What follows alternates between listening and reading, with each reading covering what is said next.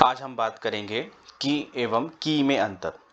Basically हमारी कक्षाओं में मैंने लगभग 6-7 साल से मैंने बच्चों में ये मतलब एक समस्या देखी है, वर्तनीय अशुद्धि होती है और मैं बताता भी हूँ, लेकिन इसको थोड़ा सा बड़े स्तर पर बच्चों तक पहुँच सके। और बच्चे ही नहीं, मतलब कभी कभी तो बहुत अच्छे अच्छे लोग इसमें गलती कर जाते हैं। पहले की में छोटी की मात्रा है और दूसरा की में बड़ी की मात्रा है। मतलब हमने यहाँ जो स्लाइड में बात की है, तो डिफरेंस बिटवीन की एंड की, और जब हम इसका अंतर समझ पाएंगे तो निश्चित तौर पर इसको हम सही तरीके से लिख पाएंगे। तो बस छोटा सा वीडियो है, देख लीजिए। बहुत छोटी सी बात है, समझ में भी आ जाएगी और इस तरह से हम आगे आगे भी डिस्कशन करना शुरू करने वाले हैं आने वाले दिनों में। मैं हूं मनन भारद्वाज, ऑल लर्निंग विद मनन में आप सभी का स्वागत है।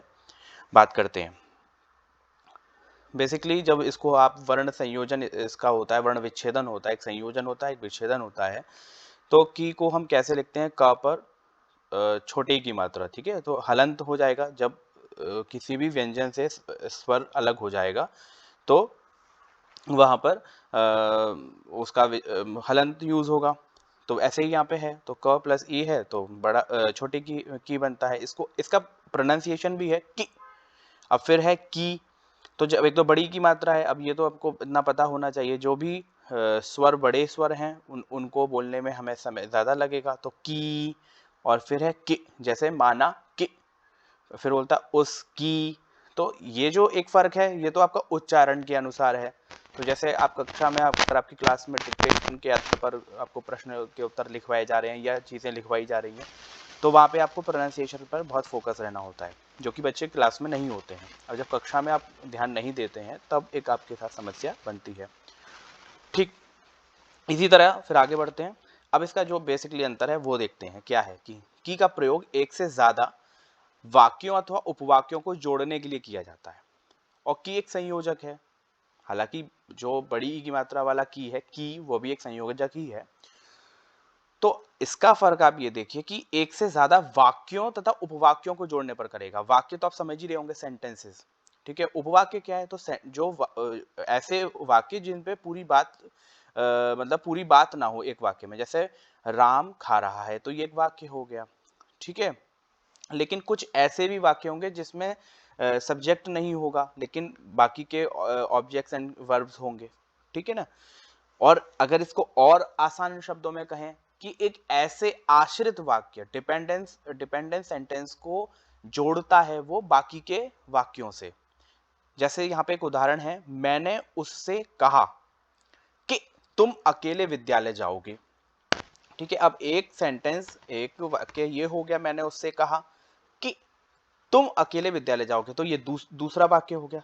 तो यहां पर आप देख रहे हैं, ये इन्होंने दो वाक्यों को एक की से जोड़ दिया, ठीक है ना। मैं बोलते समय इस बात का ध्यान रख रहा हूं कि आपको एक बेसिकली फर्क पता चले, कि और की। ऐसे ही सीता को ज्ञात हुआ कि राम आने वाले हैं। अब देखिए, राम आने वाले एक अपने आप में सेंटेंस है, सीता को ज्ञात हुआ ये अपने आप में एक सेंटेंस है। ऐसे ही बहुत सारे। अब जैसे माना कि तुम एक ईमानदार बच्चे हो। अब आप कहेंगे कि सर माना तो कोई वाक्य नहीं है, लेकिन माना शब्द अपने आप में एक आश्रित शब्द है, जो दूसरे एक शब्द सेंटेंस के अर्थ पर टिका है। माना तो क्या माना? कि तुम आने वाले हो। हम ऐसे भी इसको प्रयोग करते ही हैं, ठीक है ना। जैसे सपोज दैट, तो वहां पे माना की आ गया, तो माना की में वहां पे छोटी की मात्रा प्रयोग की जाती है। ऐसे ही ठीक जो की है, तो की का प्रयोग किसी वस्तु या संबंध, वस्तु का संबंध संज्ञा या सर्वनाम से जोड़ने के लिए किया जाता है, ठीक है ना।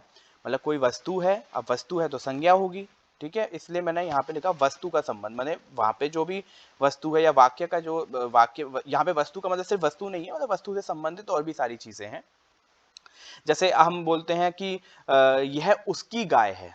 अब गाय तो आप उसको चाहे संज्ञा तो है ही, तो अब ये उसकी वाक्य की अन्य शब्दों का संबंध उस वस्तु या चीज या संज्ञा से किया जा रहा है, तो है तो ये भी की जोड़ने के ही अर्थ में। अब यहाँ पे देखें, संज्ञा स्थान का समय चीज का नाम इत्यादि है, ठीक है ना। संज्ञा क्या है ये तो मुझे बताने की जरूरत नहीं है, लेकिन फिर भी मैंने यहाँ पे आपके रेफरेंस के लिए लिखा हुआ है। सर्वनाम मैंने जानबूझ करके और थोड़े से कम लिखे हैं, जैसे आप ज्यादातर इन शब्दों का प्रयोग बहुत करते हैं, इसकी, उसकी, तो यहाँ पे कहीं पे भी छोटी ई की मात्रा नहीं लगती है, बड़ी की मात्रा लगती है। इसकी, उसकी, यहाँ की, ठीक है, वहां की, यहाँ की, जैसे यहाँ पे एक मैंने सेंटेंस दिया कि यहाँ की जलेबी बहुत प्रसिद्ध है, ठीक है। इनकी माताजी हमारी टीचर हैं। उनकी, है ना, उनकी शब्द से भी आप बना सकते हैं चुनकी, ठीक है। मैं भी ठीक है को ठिंकी बोल रहा हूँ, को गलती हो गई। आपकी, ठीक है, आपकी, ठीक है, धनराशि मेरे पास है। रीता मनोज की दोस्त है। चांद की चमक कम हो गई है, यह उसकी जगह है। तो मुझे ऐसा लगता है कि यहाँ पे की और की का जो बेसिक सा डिफरेंस है आपको समझ में आ गया होगा। बस एक बात और याद रखिए, मतलब मैं फिर से इस बात को समझा देता हूँ की का क्या है, जाओ कि पूरा जो वाक्य है, ये जैसे यहाँ पे मैंने वस्तु लिखा है ना, तो वस्तु लिखने का अर्थ सिर्फ वस्तु नहीं है, यहाँ पे पूरे जो मतलब वाक्य की जो और भी वस्तु है, मतलब वाक्य के अंदर जो भी चीजें हैं, वो अगर संज्ञा संबंध से अगर कोई जोड़ रहा है, तो संज्ञा या सर्वनाम से कोई भी चीज जोड़ रहा है, वो वहां पे उस की का प्रयोग करेगा, ठीक है ना। तो ये इस चीज पर आप विशेष ध्यान रखेंगे। आशा करता हूँ समझ में आया होगा, ना भी समझ में आया होगा, कोई दिक्कत हो तो आप मुझे कमेंट करके बता सकते हैं। धन्यवाद।